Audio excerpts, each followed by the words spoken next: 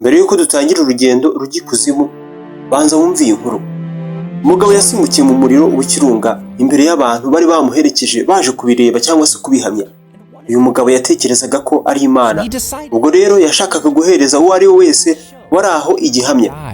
Nuko yaje kwiyemeza gusimbukira mu kirunga cyakaga umuriro. Ikirunga yumvaga ko nasimbukira mu kirunga cyangwa se muri iki kirunga ubundi ko atari bupfe, bityo bikagaragaza ko yari Imana koko, ubumana bwe.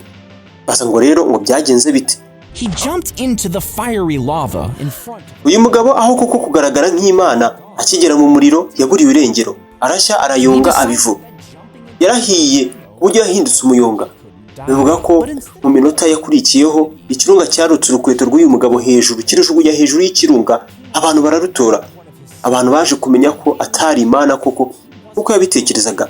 Abantu burya bagukoresha amabara uramutse utabagenzuye. Nitwa Samuel Mugisha, ninjye wabagezeho ikiganiro. Hano tukugezaho ibiganiro, inkuru zigezeho kandi n'amasomo y'ubuzima. Uretse tujyane dukora ibiganiro n'ibyegeranyo ku ngingo zitandukanye, amasomo y'ubuzima, ibiganiro, inkuru. Iyo umanutse munsi y'iyi video ugakanda ahantu handitse ijambo subscribe, ni buto riri ahagana iburyo munsi y'iyi video, nibwo utangira kujya ubona ibiganiro byacu byose mu gihe kizaza mu buryo bworoshye cyane bitakugoye. Nujya mu mateka, uyu mugabo twavugaga uzasanga ari umufilozofe w'umugiriki uzwi nka Empedocles. Umva iyi nkuru. Ibi twavugaga byabereye ku musozi witwa Etna muri Sicily. Empedocles yatekerezaga ko umubiri we urahita uburirwa irengero aho gupfa, kuko ni Imana ubwayo itari bumureke cyangwa se bumutererane ako kageni. Ibyo bigenda gutyo byari bwemeze abantu bari aho ko yazamutse mu ijuru. Nyamara ikirunga twabivuze ukuntu cyarutse urukweto rwe rwari rukoze mu byuma bya bronze hejuru yacyo. Ibi byagaragaje ko uyu mugabo yari umuriganya. Yari azwiho inyigisho z'ubwenge zirimo izishingiye ku bintu bine kamere cyangwa se gakondo, ari by'umuriro, umwuka, isi n'amazi. Yaravugaga ko hari imbaraga z'urukundo ndetse n'ubuhangange bihindura kandi bigatandukanya ibyo bintu ko ari bine. Nubwo inyigisho y'urupfu rwe abantu bayishidikanyaho, ibyagezweho bye mu by'ubwenge no mu nyigisho ni ingenzi cyane kugeza uyu munsi, kandi bikomeza kugira ingaruka ku bitekerezo by'abantu by'ubu. Iyo yari bonus y'inkuru nari mbafitiye uyu munsi. Reka tuvuge ku mwobo ugikuzimu rero wa Satani.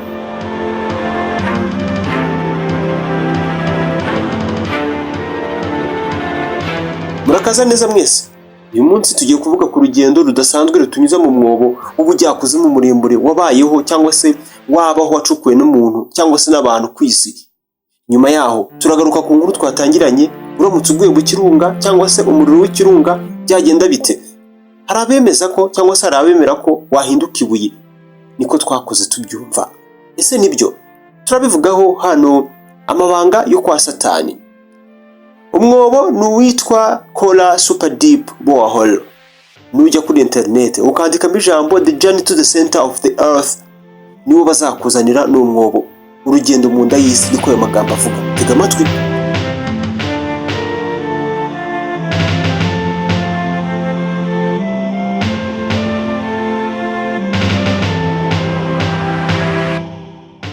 Urugendo rwacu rutangira kuri Kola Super Deep Borehole, ari wo mwobo muremure wacukuwe n'umuntu ku isi. Ni umwobo uherereye ahitwa Kola Peninsula mu Burusiya. Uyu ni umushinga utangaje, aho mwene muntu yacukuye umwobo akagera ku bujyakuzimu bwa metero 12,262 wacukuwe hagati y'umwaka w'1970 n'1995, ucukurwa n'ubutegetsi bwiyunze bw'Abasoviyete. Intego yari ugukora ubushakashatsi mu kuzimu ku isi, mu bujyakuzimu bw'isi, no kumenya amayobera yaho cyangwa se ibibayo. Ni iki kibayo, ninde ubayo?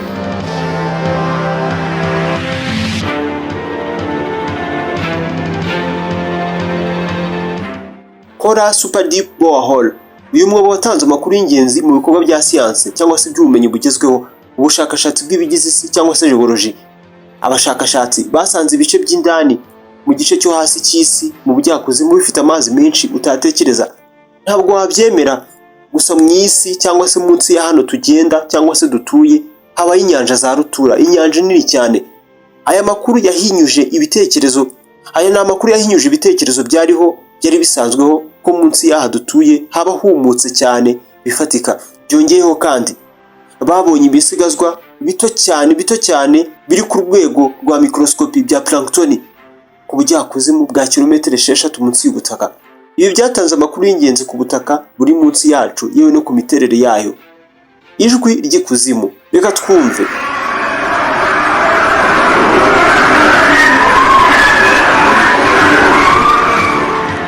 Hari inkuru idasanzwe yaje kurikiranye n'uyu mushinga ivuga ko abashakashatsi bumvishe amajwi ameze ukuntu bo bavuze ko ameze nk'amajwi y'ikuzimu. Bari mu mwobo, uwo mwobo nyine icyo gihe nk'uko iyo nkuru ibivuga, mikrofone cyangwa se mikro yashizwe muri uyu mwobo yarekuraga amajwi cyangwa se baherezaga amajwi y'ububabare n'agahinda, ugutakamba no kuboroga neza hari nk'uko Bibiliya ibivuga.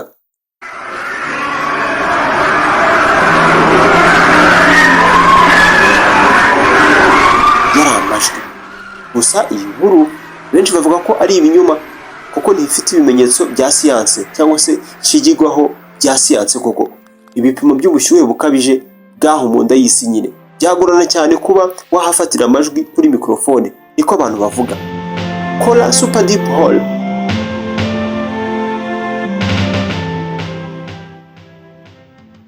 Kora super deep borehole uyu munsi niwo mwobo muremure wacukuwe n'umuntu ku isi yose. Indi mishinga izwi nk'iyi irimo Bertha Rogers Hole muri Oklahoma muri Leta Zunze Ubumwe za Amerika, ndetse n'ikibaya bacukuramo amavuta cya Al Shaheen muri Qatar.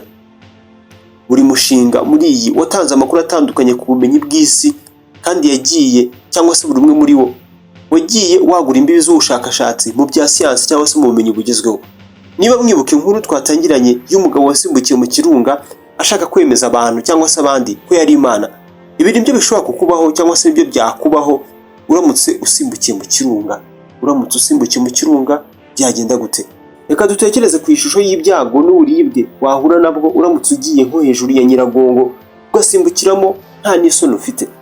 Icyambere, uko mu kirunga haba hameze indani cyangwa se uko mu kirunga haba hameze indani mu busanzwe bizatuma ukoroka kwawe kudashoboka kubera ubushyuhe bukabije, imyuka y'uburozi y'ikirunga ndetse n'umuriro uri indani cyangwa se uba uri indani. Uramutse ugize Imana ntuhitugwa mu muriro w'ikirunga, ahubwo ukicika nko hasi cyangwa se ukagwa nko ku bice by'ikirunga bigizwe n'amabuye cyangwa se ubutaka. Ibyo bishobora kugutera ibikomere bikomeye cyane cyangwa se bikaba byavamo urupfu, uretse ko ibyo byashingira ku burebure waturutseho ugwa hasi cyangwa se naho wikubise. Ukuntu ikirunga giteye uhereye hejuru ku munwa wacyo ku gasongero byongera ibyago byo kuba ibikorwa byo kugutabara byagorana. Ubushyuhe bukabije, ibikoma by'ikirunga nibura bishobora kugira ubushyuhe buri hagati ya °C 700 ndetse n'200. Ubu ni ubushyuhe bukabije buzatuma uhinduka ubushye hose ku mubiri wawe mu kanya gato, yewe umubiri wawe utaranikubita mu muriro cyangwa se ukikubita mu muriro. Ubaye utaranagera mu bikoma by'ikirunga, ubushyuhe bw'umwuka buzatangira kugutwika buhereye ku ruhu rwawe n'inzira z'ubuhumekero, kuko uzaba uhumeka umwuka ushyushye nyine. Ibi bizatuma uba igipande mu kanya gato nk'ako guhumbya.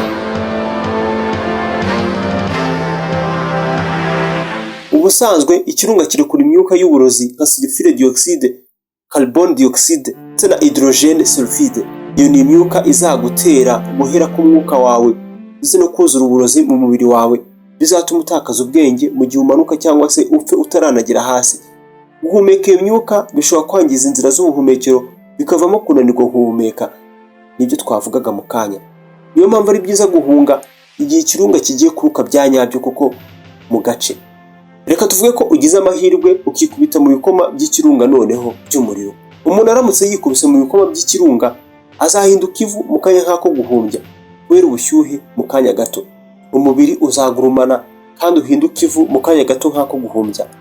Uramutse uguyemo mu gihe kiruka gikirunga, igirunga kiruka, umwuzure n'umukungugu wacyo, ibikoma byihuta n'imyotsi yacyo bizagutembana, aribyo bizagutera urupfu mu kanya gato nk'ako guhumbya kubera ubushyuhe n'umuvuduko wabyo. Ikirunga ni ahantu habi cyane ushobora kuvuga. Haba hashobora kuba ibibazo by'iruka byacyo igihe icyo ari cyo cyose. Ibiyaga by'ikirunga ubundi bigira amazi ashyuha hejuru yabyo iyo ikirunga kitasinziriye.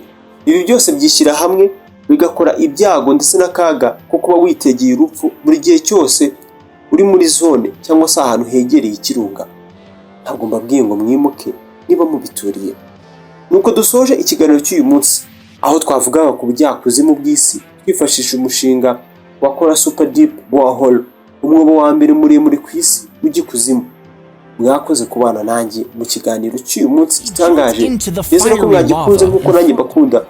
Reka tuzasubire ubutaha, njye nitwa Samuel Mugisha.